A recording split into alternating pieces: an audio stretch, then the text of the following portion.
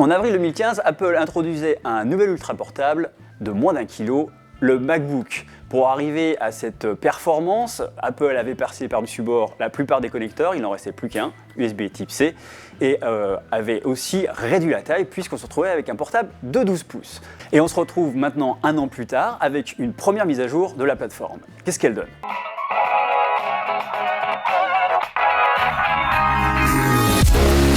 Apple a tout d'abord changé le processeur, il bénéficie maintenant de la dernière génération de puces, les Skylake, donc on va avoir un léger gain de performance, même si Apple ne communique officiellement pas là-dessus. Nous, ce qu'on a mesuré, c'est une augmentation des perfs de moins de 10% en général, donc c'est à peine notable. En revanche, Apple a eu la bonne idée également de prendre un nouveau SSD pour avoir des débits beaucoup plus rapides. Alors ils annoncent du gigabit par seconde, nous on a enregistré 950 mégaoctets en débit en pic assez stable, donc c'est quand même du très bon débit. Et surtout le progrès qui est annoncé par Apple, c'est au niveau de la puce graphique avec un gain de 25%. Alors selon les utilisations, on a confirmé effectivement ce 25%, voire un peu plus.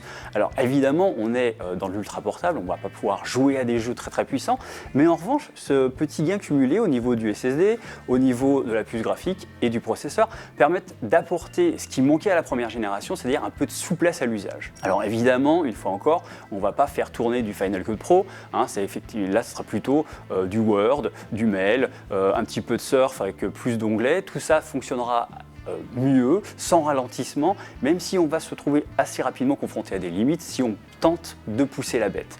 Donc ce nouveau MacBook reste un ultra portable, en deçà en termes de performance des MacBook Air, mais qu'est-ce qu'il donne en termes d'autonomie ?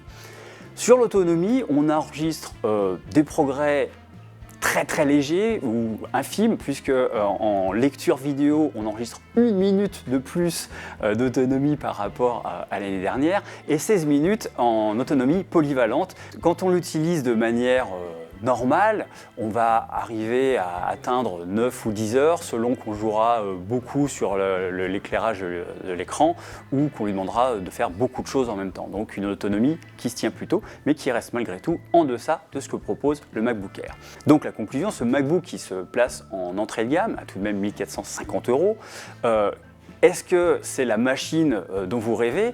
C'est une bonne machine à écrire 2.0, vous allez pouvoir faire, en faisant un peu des efforts, tout ce que vous voulez faire dans votre quotidien, mais vous n'aurez pas, comme avec les MacBook Air, cette petite ressource supplémentaire que vous pourrez utiliser en cas de besoin.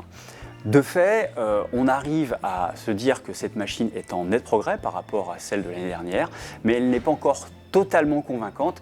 En fait, on serait presque là à vous dire d'attendre la WWDC de juin prochain, où de nouveaux MacBook Air ou de nouveaux MacBook Pro très allégés pourraient être dévoilés.